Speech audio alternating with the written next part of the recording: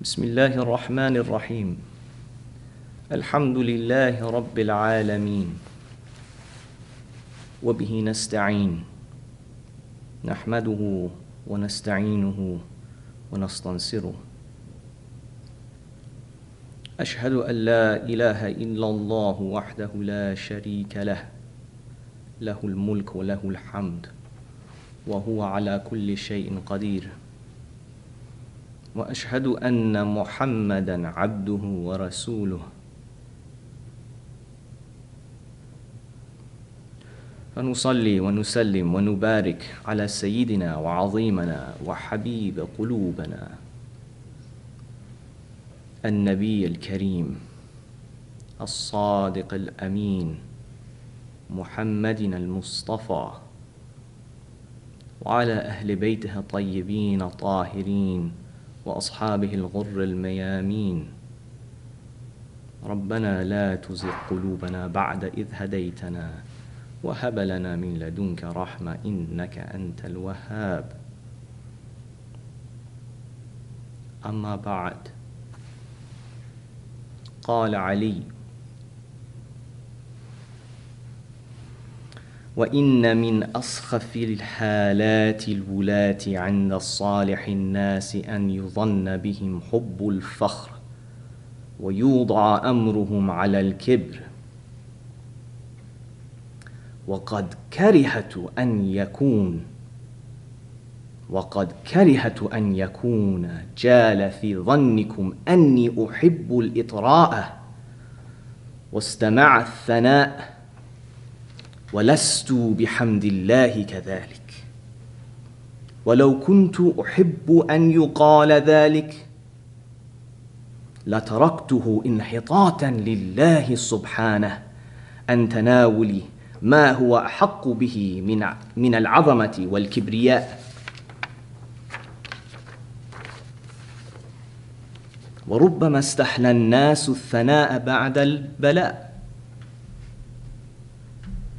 وربما استحلى الناس الثناء بعد البلاء، فلا تثنوا علي بجميل ثناء لإخراج نفسي إلى الله وإليكم من البقية في حقوق لم أفرغ من آدائها وفرائض لا بد من إمضائها. فلا تكلموني بما تكلم به الجبابرة، ولا تتحفظوا مني بما يتحفظ به عند أهل البادرة، ولا تخلطوني بالمصانعة.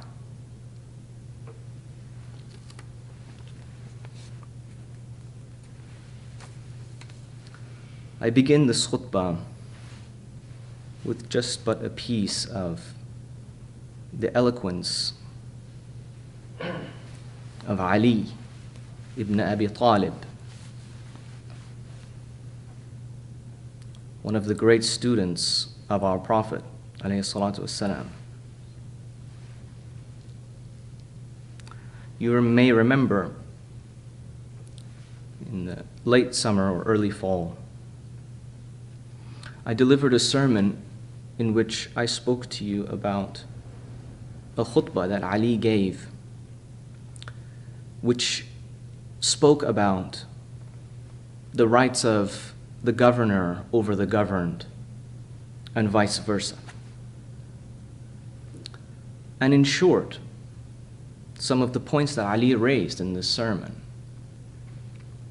was that of the greatest of rights that flows between human beings, حقوق العباد, is the right of the governor over the governed and the governed over the governor. And one of the main points of this khutbah is the important obligation of the morality and the insistence of morality on the part of the people.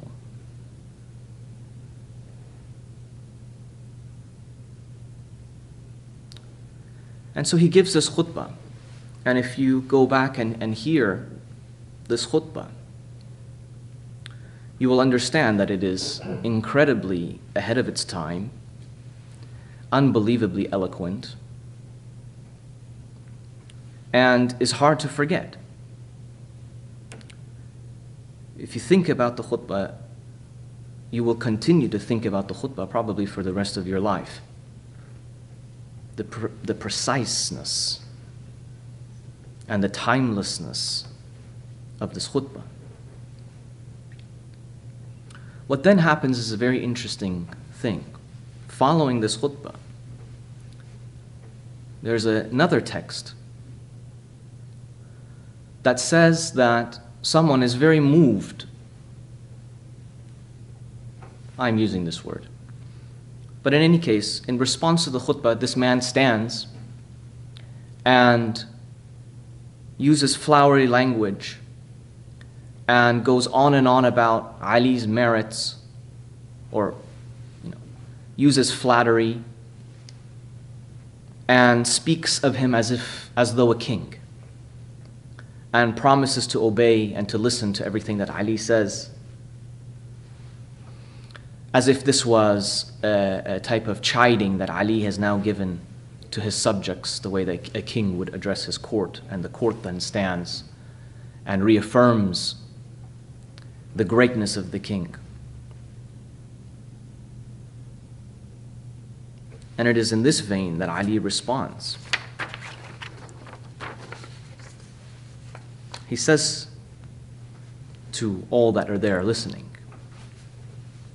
he says, "Those who feel God's majesty in their souls and his grandeur in their hearts should find all else insignificant by comparison. Those who have received his great blessings and sublime favors should be the most assiduous in this regard. For when God's blessings for a person increase, God's rights over him also increase. The pious would say that it is the most foolish rulers who crave acclaim and who ground their authority in pride. So I am mortified that you thought your adulation and praise would please me.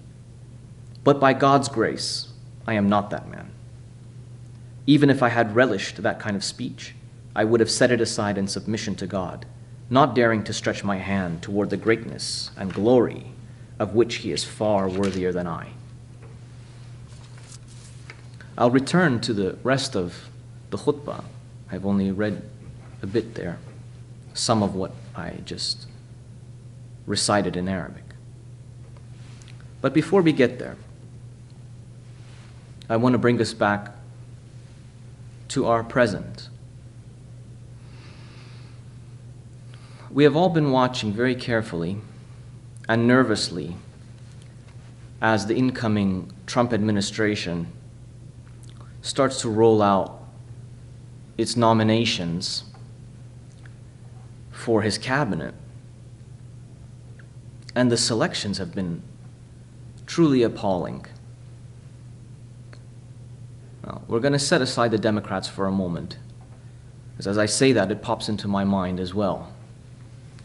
Were the Democrats much better? Nonetheless, what sticks out with the election of a man like Donald Trump and the people surrounding Donald Trump and the big funders that fund Donald Trump, what is it about the people that voted for this administration that seem to have a weird obsession with personality worship, with power, and with masculinity?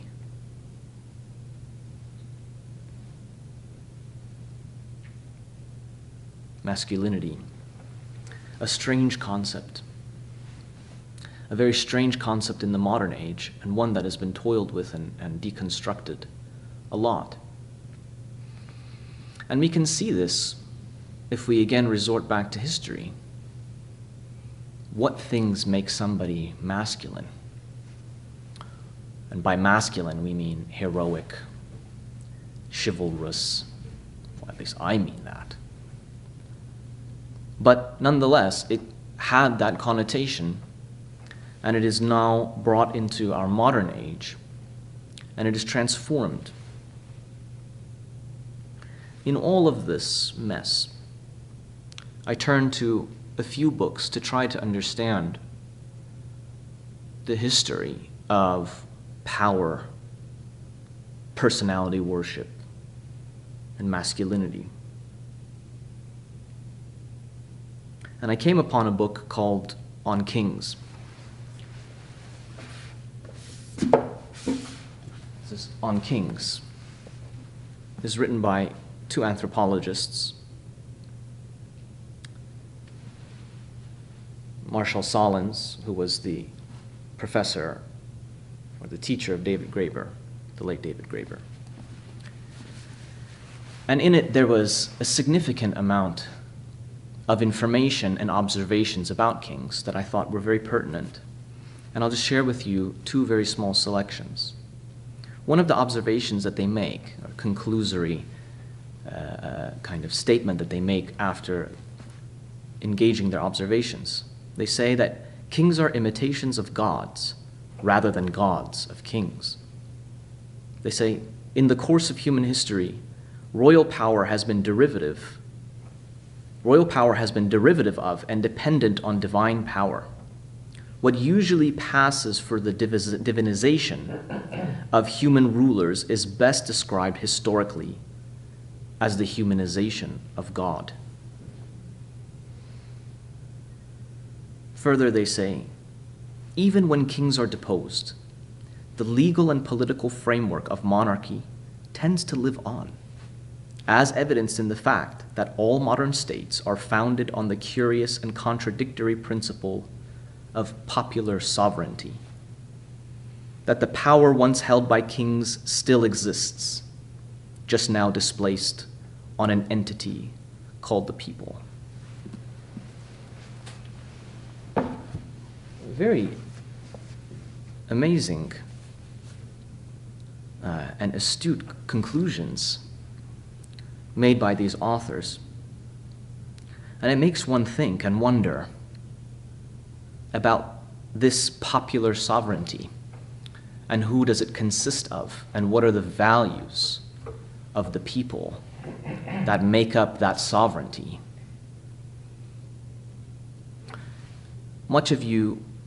Many of you, I'm sure, heard that Elon Musk gave at least $119 million to a Trump re-election PAC during his campaign. And afterward, it seems that they have now begun to roll out the possibility of opening up a new federal department called the Department of Government Efficiency, which is very conveniently DOGE, which is also the cryptocurrency that Elon Musk owns. And who knows what he's going to do here, as Trump called it, the Project Manhattan of our time, which is very strange. I don't see the relationship between Project Manhattan and possibly simply cutting down departments in the executive branch and otherwise. But what's more important about Elon Musk is the fact that towards the end of Trump's campaign, we've seen his face everywhere we've seen Trump's. This multi-billionaire now has a seat at the table at the Oval Office and has the ear of Trump, much like Steve Bannon may have had back in his first go. But he's not the only oligarch, Elon Musk. He's not the only oligarch that has given this much money to people like Donald Trump.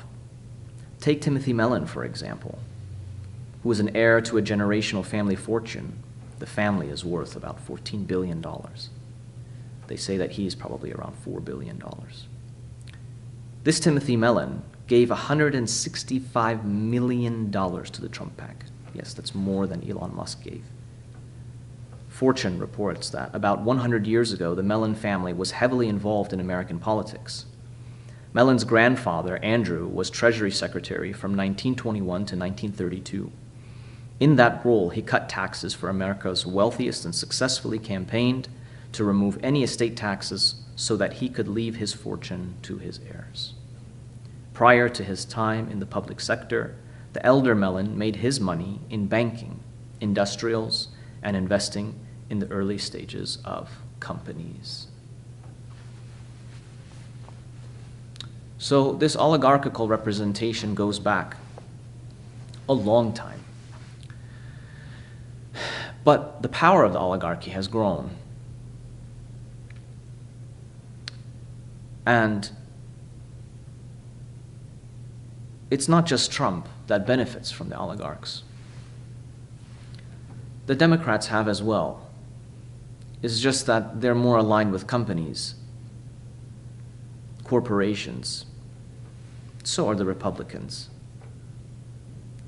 Really, these people they're not Democrats. I mean, this is not, maybe there are shades and elements of a democracy here in some window dressing style.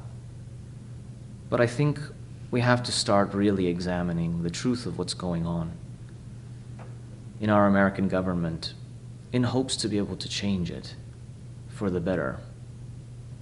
One of the things that, as I read Graeber, comes to my mind is all of his work seems to suggest that it doesn't have to be this way.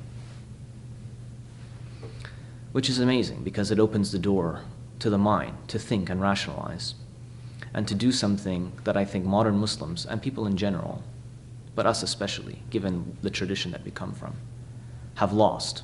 What is it that we have lost? We have lost creative thinking. We have lost ingenuity. And we have lost the ability to dream. We've let go. We don't dream big enough.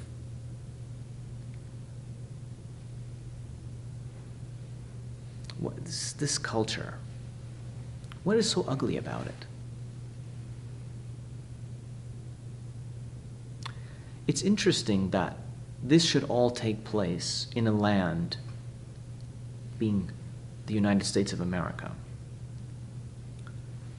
which democracy was supposedly developed. Obviously, it existed prior to the United States, but in the modern orientation, was developed in the West, was developed in Europe, and was developed in the United States, leading to the writing of the Constitution in the United States. There was, of course, the Enlightenment period in the 16th and 17th, 18th century, which during that time, Europeans started to call into question the very structures in which they lived, the monarchies and the domination of the church, and the possibility of separation of church and state, the value of enlightened debate, of writing back and forth, of literature, of imagining a greater reality.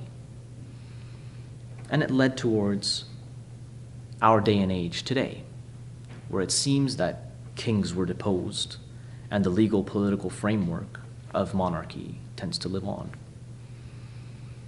But there's something interesting here about the development of this Enlightenment period and the trajectory towards democracy. Another book worth reading and studying is this book, The Dawn of Everything, A New History of Humanity, co-written yet again by David Graeber and David Wengrow, an archaeologist and an anthropologist working together. They pretty much reconsider all of the things that we've known about sovereignty and governance and the history of the Enlightenment period, of Rousseauian thought, of Hobbesian thought.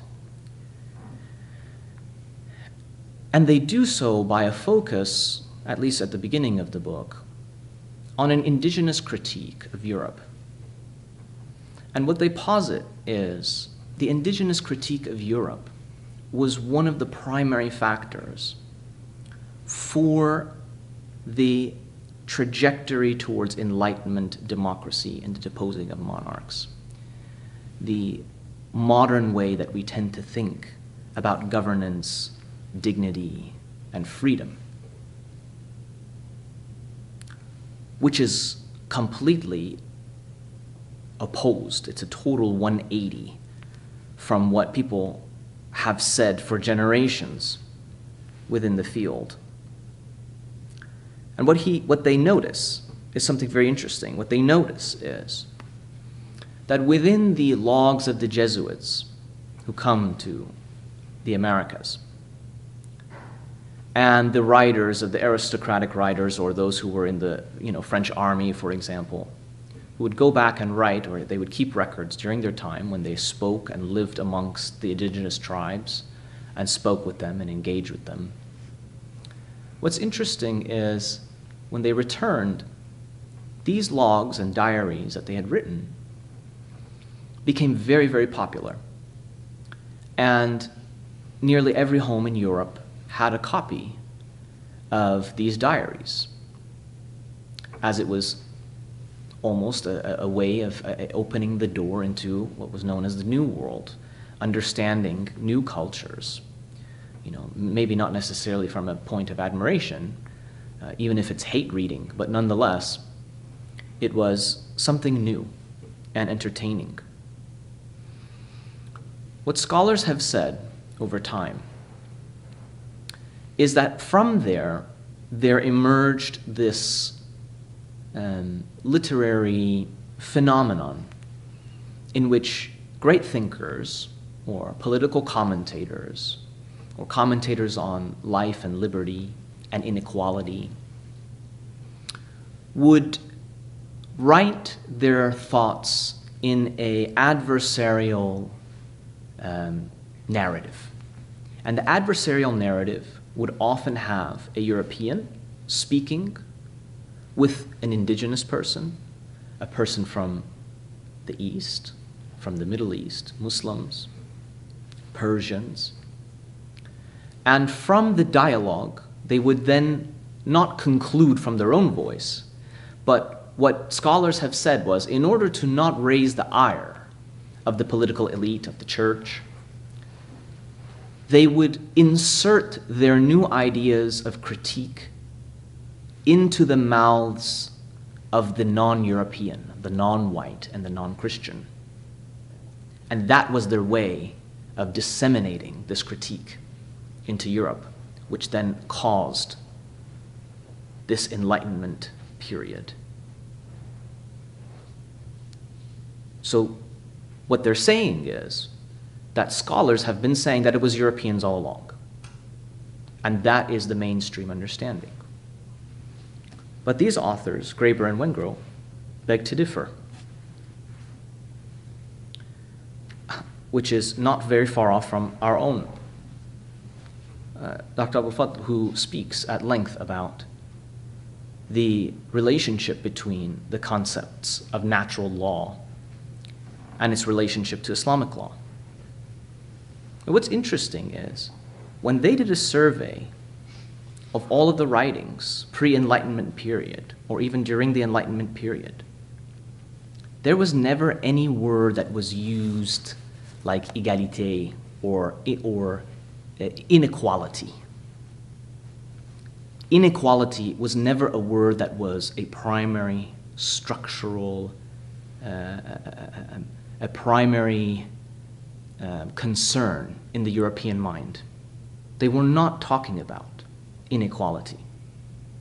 And when it does show up, is mid to late and post-Enlightenment.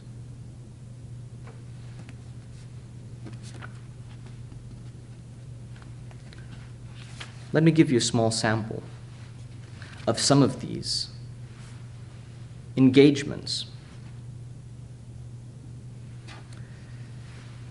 There was born in 1625 and died in 1701, an indigenous philosopher, a Wendat indigenous philosopher, which is related to the Wyandot, this area, Michigan and Ohio.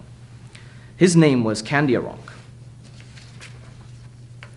and he was a statesman and a philosopher, and he was a key strategist of the Wendat Confederacy, which had the goal of fending off further settlement advancement by way of comprehensive indigenous alliance. Candiaronk, by all accounts, from foe and friend alike, was described as an extremely enlightened man and a very eloquent man with amazing reasoned argument. Let me give you a taste of some of this. La Hontan, which was this French aristocrat, wrote some of these arguments in his memoirs. When he notes that the Americans who had actually been to Europe, he's saying the Native Americans, the Americans that had actually been to Europe, he was very likely thinking primarily of Candiaronk himself, as well as a number of former captives who had been put to work as galley slaves. These Americans came back contemptuous of European claims to cultural superiority. Those Native Americans who had been in France, he wrote, this is what he wrote, quote, "Those Native Americans were continuously teasing us with the faults and disorders they observed in our towns as being occasioned by money. There's no point in trying to remonstrate with them about how useful the distinction of property is for the support of society. They make a joke of anything you say on that account. In short, they neither quarrel nor fight nor slander one another. They brand us for slaves and laugh at the difference of ranks which is observed within us. They brand us for slaves and call us miserable souls whose life is not worth having, alleging that we degrade ourselves in subjecting ourselves to one man, the king, who possesses all the power and is bound by no law but his own will." It's interesting, this segment. What scholars say is that this was actually the Frenchman, the French aristocrat, inserting his own critique of European culture and society through the words and the tongue and the mouth of, he's put up this straw man, so to speak, named Candiaronk, who is making this astute observation. No one till today has thought, indigenous scholars have, but European scholars never thought that these were the words of actually an indigenous philosopher, because they rejected that concept wholesale, entirely. But recent scholarship seems to indicate that this was mainstream indigenous thinking. This is how all indigenous people thought. La Hontan says about them, he says that they think it unaccountable that one man should have more than another, and that the rich should have more respect than the poor. In short, they say, the name of savages which we bestow upon them would fit ourselves better, since there is nothing in our actions that bears an appearance of wisdom. SubhanAllah. Native Americans who had the opportunity to observe French society from up close and had come to realize one key difference from their own, one which may not have otherwise been apparent. Whereas in their own societies there was no obvious way to convert wealth into power over others, which the consequence that differences of wealth had little effect on individual freedom, in France the situation could not have been more different. Power over possessions could be directly translated into power over other human beings. The indigenous folk did not live like that at all. Not to say at all. Some of them had some wealth, but the wealth wasn't in gold. The wealth was in, stones and shells and these particular things that they gave value to. But the underlying principle and philosophy behind these things of value for them was underlying in friendship and amicable relationships between themselves and other tribes. For example, as a legal matter, if someone was killed in the tribe or a tribe member killed another tribe member, both tribes would come And instead of having judges, and I'm not advocating for this necessarily, but I'm just saying that this is the system of anti-punitive criminal justice which they had. The entire tribe would chip in. Now, though these things didn't really have a promise of value the way that our dollar has, that you can take this and now purchase something with it, what they would do is they would keep these things very close, these tokens. And these tokens thus had a sentimental and metaphysical value. And then the entire community, on behalf of their tribesmen who had committed the infraction of murder, would chip in and give this collection of valuable stones and shells as a peace offering and as an acknowledgement to the violation that had taken place. And this would routinely settle conflicts like this. If one tribe from a region knew that another tribe from the north was low on their ability to hunt bison, they would take the initiative, despite being different tribes, possibly different languages or dialects. They would take the initiative to send hide and to send meat and to send food. This was normal.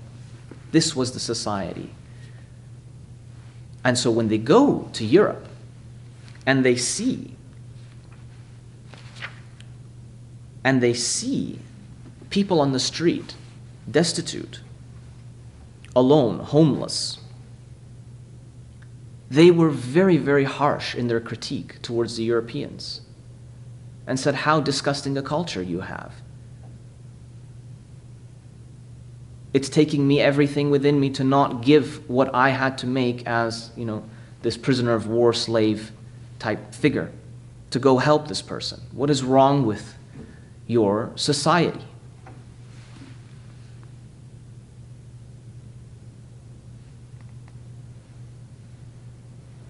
It's important for me, in this book, please purchase it and see what Candia Rock says for yourself. But I'll give you a small example of his eloquence and his argument. He says, the apparatus consisted of money, France, the contrary apparatus.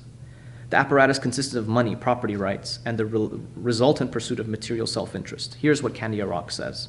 Candia Rock says, I have spent 6 years reflecting on the state of European society, and I still can't think of a single way they act that's not inhuman. And I genuinely think this can only be the case as long as you stick to your distinctions of mine and thine. I affirm that what you call money is the devil of devils, the tyrant of the French, the source of all evils, the bane of souls and slaughterhouse of the living. To imagine one can live in the country of money and preserve one's soul is like imagining one could preserve one's life at the bottom of a lake. Money is the father of luxury, lasciviousness, intrigues, trickery, lies, betrayal, insincerity, all of the world's worst behavior. Fathers sell their children, husbands their wives, wives betray their husbands, brothers kill each other, friends are false, and all because of money. In the light of all of this, tell me what we, Wendat, are not right in refusing to touch or so much look as to look at your silver. Really heady stuff for its time. Pretty surprising and pretty amazing. And it makes you really think. That was America several centuries ago, and this is America now, where what you do in order to have any sense of importance is to neglect reading, to neglect rhetoric, to neglect education.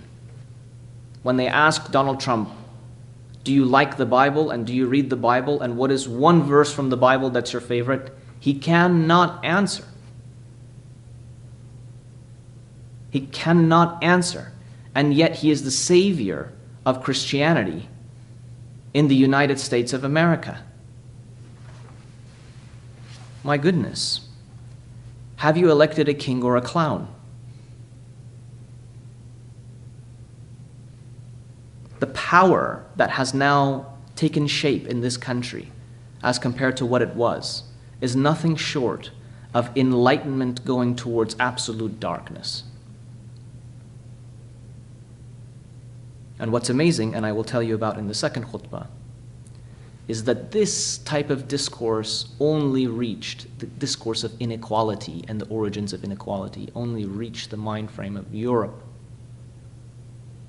I'm not picking on Europe because they're Europeans or because they are white.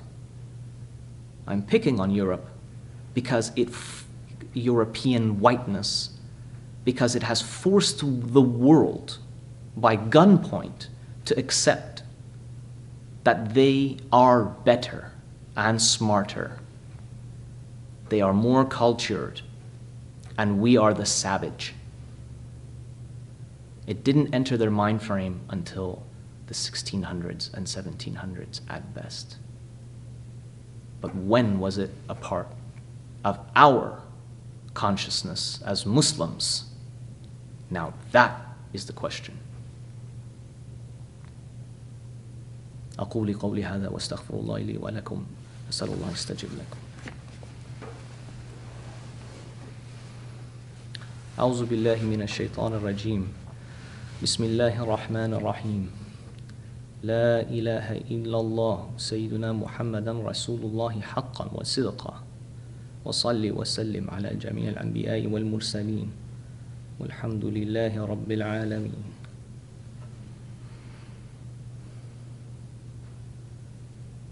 You know, recently, Ilan Pape said something very interesting about the idea of the Jewish state. And what he said was, and I'm paraphrasing and I'm essentializing, what he said was that far more than seeing a Jewish state, Ilan Pape is interested in seeing what Jewish culture and Jewish thought and Jewry can do for the world outside of the confines of a nation state. That's what I'm more interested in, he says. And he says, I think that Jews and Jewishness has far more to offer the world than simply being a nation state. What an interesting thought. And what an amazing thought if you think about all of the Jewish contribution, the story of the Jews, historically, and in the near modern times, Holocaust, how much thought developed as a result of the plight of the Jews. The way that we think about genocide, the way that we think about international law and human rights, art, film, music, incredible contributions. Only a fool and an uneducated person would be unaware. And I've thought a lot about that as well when he said that. We're nowhere close to an Islamic nation state, or a nation state that adheres and abides by Islamic values and principles. But I wonder, what does, and every Muslim should consider and think about in their own mind, in this modern age, 2024, 2025, what is it that Islam and Muslims can contribute? Because Ilan Pape can immediately think, he says, they have far more to contribute to the world. So it must mean that he knows what it is that they can contribute in the here and now. Can we say the same about ourselves? What does Islam have to offer the degeneracy that has become of the system of our governance? Remember again that Ali says that it is the greatest rights that humans have over one another, this right of governance, this two-way street. Contrast that contrast kings and modern politicians with Ali's political outlook as a steward rather than a king. A steward rather than a king. Let us return back to Ali's response to his khutbah. Ali's response. You remember this man stood up after Ali laid out this brilliant and concise and eloquent understanding of moral, Islamic, godly, human governance. He stood and he spoke about Ali's greatness. And Ali started his response here. He essentially says that the one who knows and is aware and has felt and understood God's majesty and sovereignty and grandeur should feel insignificant in comparison. And he should know that when he has received these blessings, that he needs to be ever vigilant and assiduous, because as God's blessing increase for a person, so does God's right over him increase. Subhanallah. So now in this return khutbah, he returns back to the vertical relationship of the monarch, of the ruler, of the citizenry, of the polity, and always reconnects first with Allah, and then comes back to talk on the horizontal, at the relationship amongst human beings that brings about égalité, that brings about I don't know why the English is escaping me, brings about egalitarian thought, brings about human dignity and freedom. So he says then what? He says the pious would say that it is the most foolish rulers who crave acclaim. Before that, why is this important to begin with God and God's blessings over somebody and a state and a people and a ruler? Why? Because remember what we said about kings. Kings have this air of superiority, this mimicry, this usurpation of divine sovereignty, which they have now projected upon themselves. They have usurped.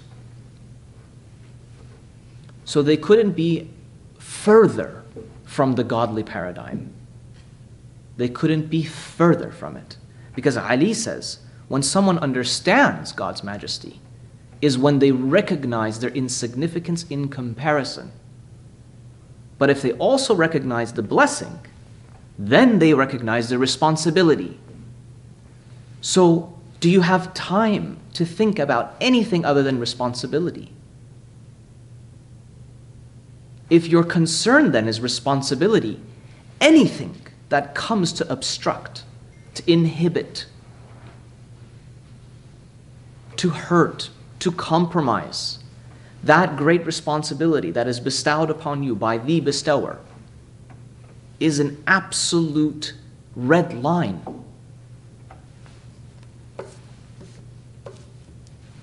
It requires great muraqabah, watchfulness, consciousness. So then he moves on and he says, the pious would say that it is the most foolish rulers who crave acclaim and who ground their authority in pride. And so I am mortified that you thought your adulation and praise would please me. Wow. Should I open up and give examples about the American aristocracy that is running this country? Think about the currency, in fact, of these people is all about flattery, is all about aggrandizement, is all about celebrity worship. And there's this weird court jester kingdom fiefdom that's going on. And there's different levels of kings. And in fact, the one that they've crowned king is the fool who doesn't realize that the real kings are the ones who crowned him and now have his ear and wield his power.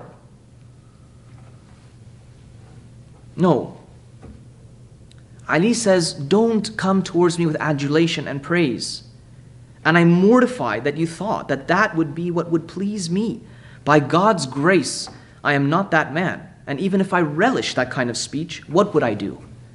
I would have set it aside in submission to God, not daring to stretch my hand towards the greatness and glory for which He is far worthier than I. Relates it always back to Allah subhanahu wa ta'ala and His relationship to God and His significance in comparison, and recognizes sovereignty belongs to the divine. But stewardship, as we learned in the previous khutbah last week's, stewardship is the call of the human being, not kingdom. He says, it may be that some people do find praise sweet after achieving an intensely contested victory, but don't shower me with praise just yet for having fought in God's cause and yours. I still have many obligations to discharge and many requirements to fulfill. Subhanallah. Again, Ali reiterates the relationship between flattery and adulation and aggrandizement as a direct inhibitor, a direct obstruction towards his actual job as a steward. And this stewardship exists both amongst the governor and the governed equally. Do not mess up my job. Do not try to mess up my job. Don't try to sully my office with standing up and saying, oh, Ali is this and Ali is that, and I promised that if there was this, then I would take the sword and I would do this and I would kill my own child and I would... Stop. What is this? Rhetoric. For those of you who, speak different languages, you can see in the Arab world, in the Persian-speaking world, it happens all the time, and it's not just in kingdoms.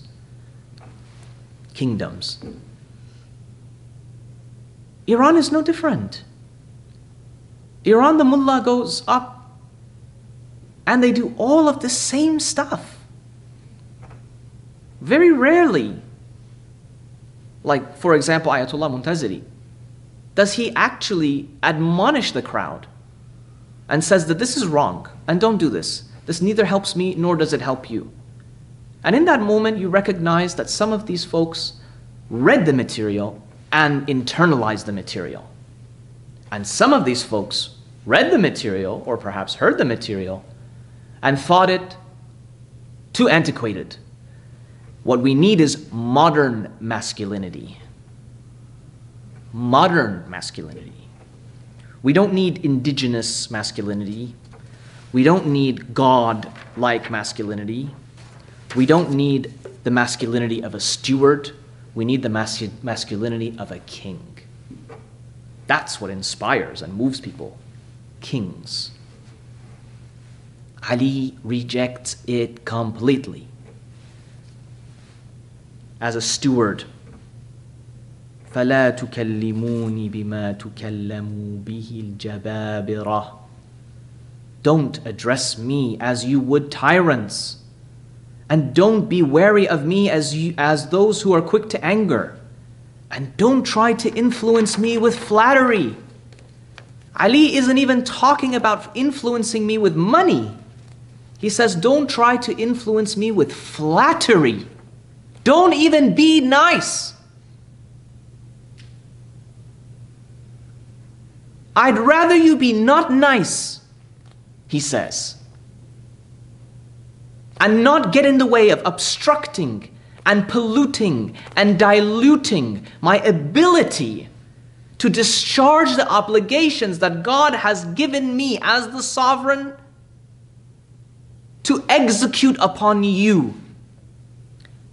I am not above you, I am one of you. And this is the office that we exist in at the moment. He doesn't even come and necessarily say that it has to be like this forever. That there always has to be a khalifa, that there always has to be a king, that there always has to be one discharger of affairs. No, he says this is how it is right now. And as it is right now, what is the most important is that we do not obstruct one another in our discourse. Our discourse needs to be rooted in truth and responsibility. Don't address me as you would address a tyrant. Don't be wary of me as those who are quick to anger, and don't try to influence me with flattery. And don't think, moreover, that I should be pained by a word spoken to me in truth, or that I should think myself above it. Anyone who finds the truth painful to hear, who is angered when presented with sound opinion, will find action even harder. This is the essence of shura. It's the essence of shura. Even if Ali is ahead of his peers by miles, he requires of you to step up to the plate and to engage him in deliberations about truth and justice and sovereignty and dignity and equality and shunning inequality. Shunning inequality. This khutbah, this extempore response to his khutbah is discourse on inequality by many hundreds of years ahead of when Europe got around to thinking about the word inequality. Didn't show up in their literature. The entire Quran is about inequality. And now we have, in 2025, these top scientists coming and telling us, look how they were affected, and it's the indigenous people. But in here is Montesquieu, and Montesquieu has a relationship with the Persian, and he speaks to the Persian. So is it just the indigenous of America that had this right and affected the consciousness of the Europeans with regards to égalité, fraternité, liberté, the trifecta of the French Revolution? Look how far behind Europe was in comparison to the student of the Prophet. Do I really believe that Ali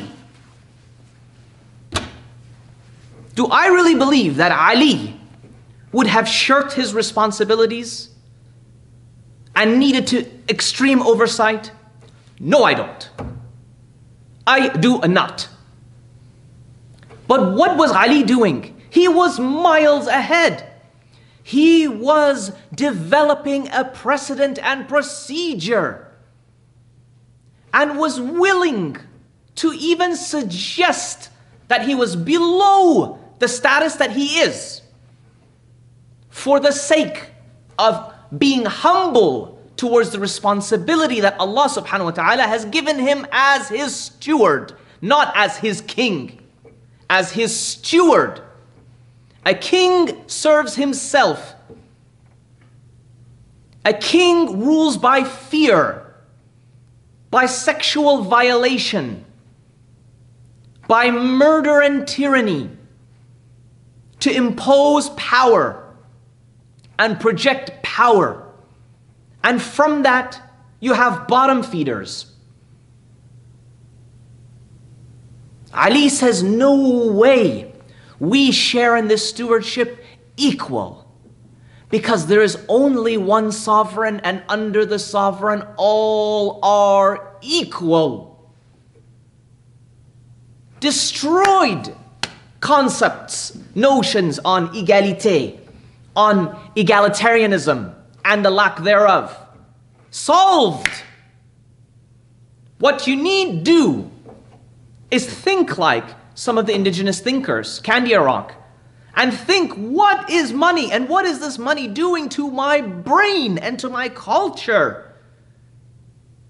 We are the leaders of the free world, the United States of America. We are the purveyors of inequality.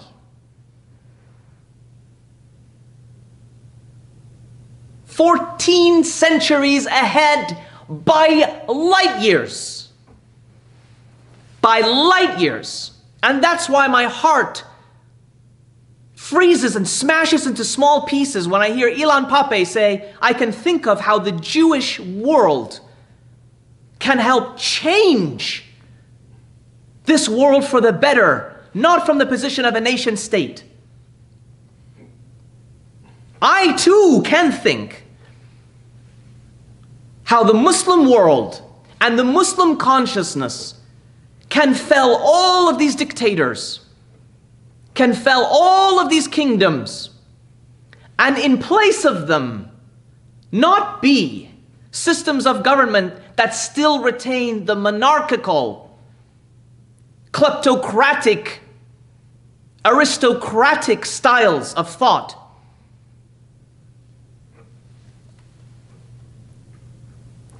He says, don't hold back from telling me the truth or offering good counsel. Shura, he says, for I don't consider myself above error, nor do I count myself safe in my actions, except that God, who has the power to do so, will save me.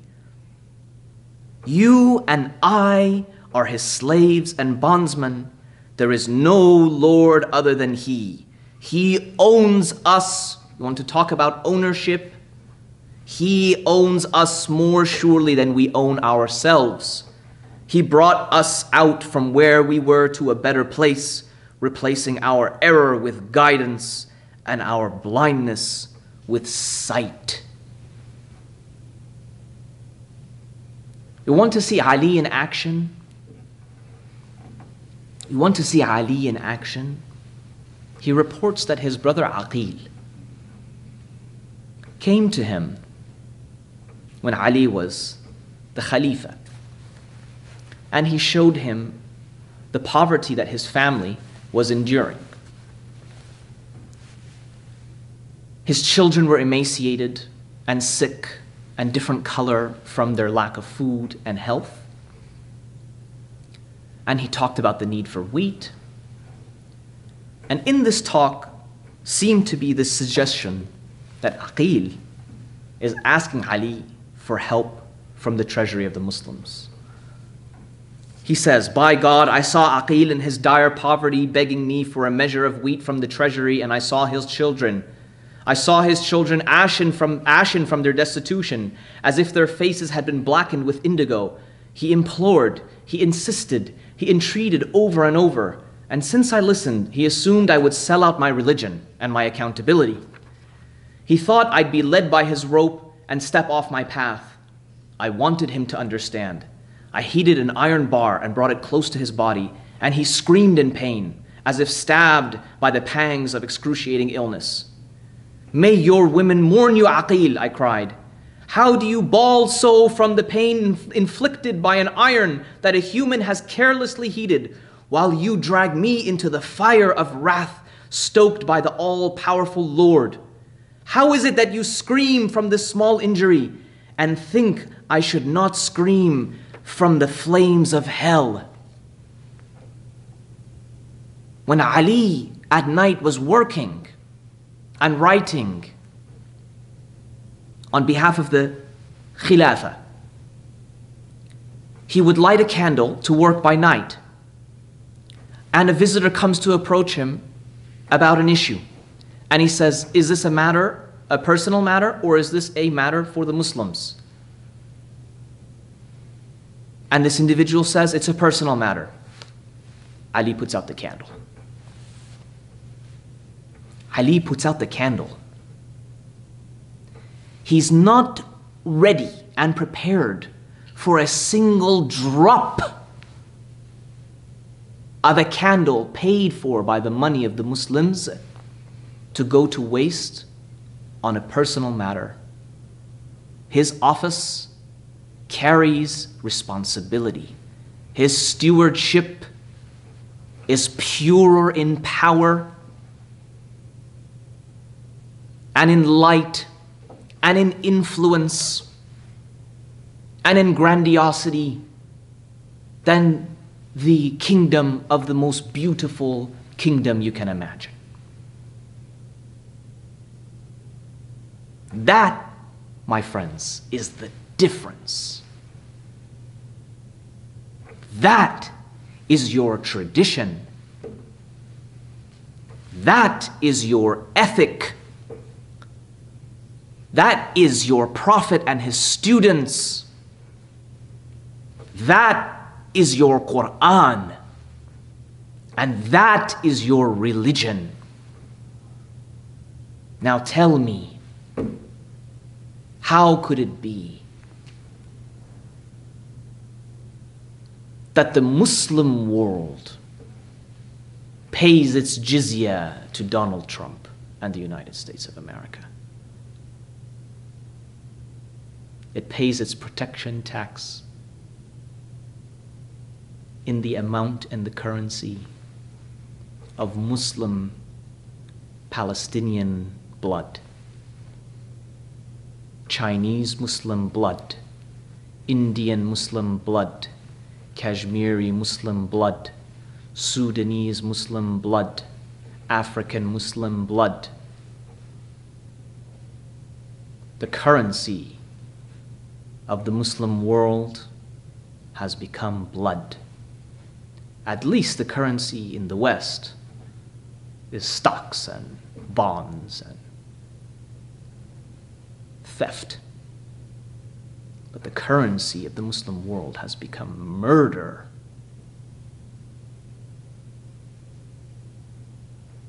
I hope, for all of our sakes, that Ali does not testify against us, because he made it really, really clear. Check yourself and think, am I amongst the group that is going to be raised with Ali on the Day of Judgment? Or am I in the other group? In your houses and in your relationships, begin now by shunning tyranny. I'm not saying that you cannot be nice to each other and give each other praise, because Ali is speaking specifically here about the political office.